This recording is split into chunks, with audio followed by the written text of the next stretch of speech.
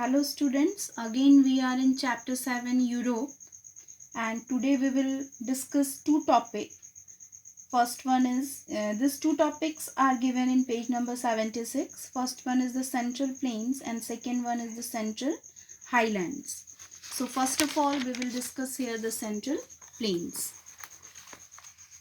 Listen the things carefully and we will also take a help of our atlas. Now, the Central Europe plain stretching from the Ural mountain in the east to the Atlantic Ocean in the west. See here in the atlas I am showing you. Here is the Ural mountain in the east side and the central plain stretching from this Ural mountain to the Atlantic Ocean in the west, this side. This is stretching up to Ural to a Atlantic Ocean. These are the Great Plain of the European continent. These plains are not evenly flat, although all through, but have rolling hills. They have the rolling hills and mountains interspersing the flatlands. It is in these higher reaches that many rivers of Europe are born, which flow in different directions over the plains. A careful study of physical map that we are doing here, the physical map will show you that the plains appear truly as a triangle with its base facing eastward. Now, the names which are given in your book, we will discuss little regarding that rivers. Now, before that, we will little discuss about the silt.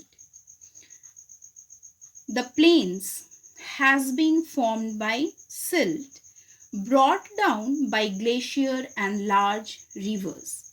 What do you mean by silt? Sorry. Silt means fine sand and clay carried by rivers and deposited as a sediment. That is known as a silt.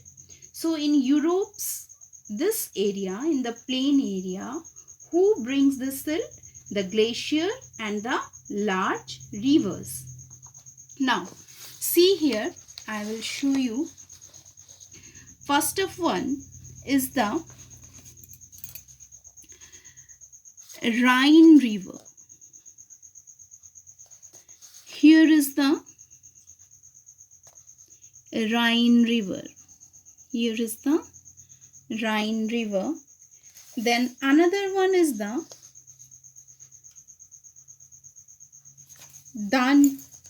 Danube.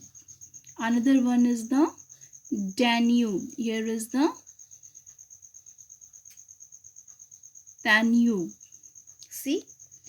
Then another one is the Dnieper. Another one is the Dnieper. I can't found here. It was very lightly given.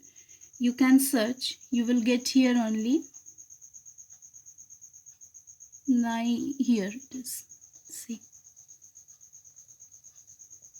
Dnieper.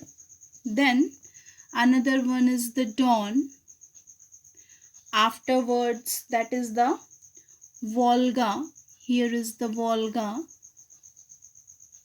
Then the Ural. That side is the Urals part. Here also the Volga uplands shown here. You can see here. Upland shown, the river is here, this side. So, which are the important and large rivers are? Rhine, Danube, Dnieper, Don, Volga and Ural. Again in the physical map I am showing you. This is a Rhine River.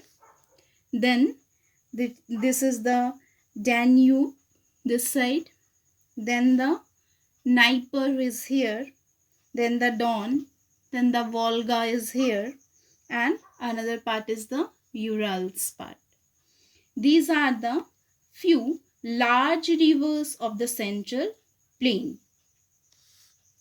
The Central European plains consist of many small plains such as the London Basin. See here, which are they? They are the London Basin, Paris Basin, plains of Lombardy, lowland of Andalusia, then Hungarian plains, then Valkian plains, afterwards Sallow North Sea, then the White Sea, and afterwards the Baltic Sea. So, most of the plains have excellent soil for agriculture of this area. The European plain is not an absolutely flat surface, it is gently rolling. That we have also discussed in the first line also. They are they're evenly flat all through but have a rolling hills also. In some places, the ancient blocks rises to great height. At other places, the plain is broken by a series of hills. This is the explanation of the central plains. Now we will discuss little the central highlands. The central highlands. Further to the south of Great Plains lies the central uplands, which consist of plateaus, valleys, and mountains that are formed from old rocks and are not very high.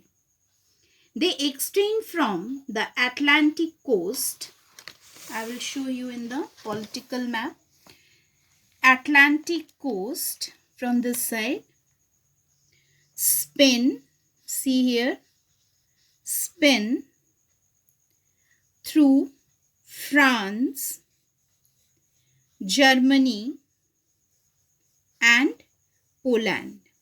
Again I am repeating, it is extended from Atlantic coast of Spain through France, then Germany and Poland. Now, south of the central plains, the south of the central plains are a series of plateaus and mountains that we will see in the physical map of the Europe. Again, I am repeating, this south of the central plains are series of plateaus and mountains. They are, it is also given in your book, they are Meseta in Spain. This is here, the Meseta in Spain. Afterward, Central Massif, here you can observe, it is in France, Central Massif, and Vosges in France, here only. Afterwards, you can see the Black Forest and Harz Mountain here. Harz Mountain, it is in Germany. Then Ardennes in Belgium. Ardennes here, see, Ardennes. This is Ardennes in Belgium, and Bohemian Plateau in the Czech Republic. Here, Bohemian Plateau, that is in a Czech Republic. I will show you in the political map of Europe where is the Czech Republic. See here, student.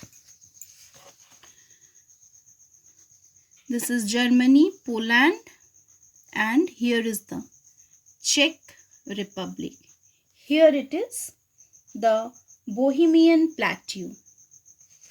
One more time, I will explain. Meseta in Spain, this is the Spain side. Meseta in Spain, Central Massif in France, Black Forest and Harz Mountain in Germany, Ardennes in Belgium. Here is the Ardennes in Belgium. And afterwards, Bohemian Plateau in the Czech Republic. Students, I want to clarify one thing. What the physical map and political map I am showing here, you just take it very seriously, because when your examination will be going on, definitely this map works will come to fill. So listen the things carefully, open your atlas book and try to find out by your own also, and try to underline that part also. So in examination time, it will be helpful to you for recognizing where the things are. So listen, these uplands are only about 1600 meter in height and are composed of old rocks. These all mountains are composed with the old rocks. The central highlands are largely wooded and have major coal-breaking rocks. The rivers Rhine and Rhone have formed wide valleys in this range, because Rhine is here also and Rhone is also this side. So they are create a wide valley in this region. Today's explanation is up to this, related to this, the central plains and the central highlands. Today you have to take 3 questions for your home assignment. Number 1, name the plateaus and mountains that make up the central highlands. Give a description of the Central European plain. Afterward, give an account of the boundaries of Europe that we have discussed in the first class of this chapter, boundaries of the Europe. That day I forgot to give you this question. So today I have introduced this question here. Okay. So if you forgot the boundaries, one time you see that previous video, everything you will now recall if you will see that part, or otherwise you can take a help from your textbook also, it is given there. So next day we will move with another topic. Till then, goodbye.